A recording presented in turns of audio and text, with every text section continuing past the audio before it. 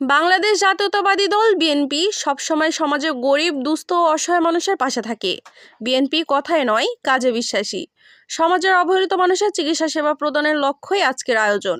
Free চিকিৎসা সেবা ও বিনামূল্যে ওষুধ পেয়ে খুশি ছিলেন এলাকার গরিব ও দুস্থ মানুষ। শুক্রবার 14 নভেম্বর বিকেলে জাতীয় বিপ্লব ও সংহতি দিবস উপলক্ষে দিনাজপুরের হাকিমপুর উপজেলা ও পৌর বিএনপির আয়োজনে ডাক্তার জাহিদের সার্বিক তত্ত্বাবধানে ফ্রি মেডিকেল ক্যাম্প ও বিনামূল্যে ওষুধ বিতরণ কার্যক্রম পরিদর্শন শেষে এসব কথা বলেন দিনাজপুর 6 আসনের ধানের শীষের সম্ভাব্য প্রার্থী ও বিএনপি জাতীয় স্থায়ী কমিটির সদস্য অধ্যাপক ডাক্তার এজেটেম জাহিদ হোসেন। চিকিৎসা নিতে আসা কোহিনুর বেগম ও সাদ্দাম হোসেন নয়ন জানান, সকাল থেকে ফ্রি মেডিকেল ক্যাম্পে মানুষের উপচে পড়া ভিড়। আমি গাইনি ডাক্তার দেখালাম, ফ্রি চিকিৎসা সেবা ও ওষুধ পেয়ে খুশি। আয়োজক ডাক্তার জাহিদ এবং বিএনপির জন্য দোয়া করি।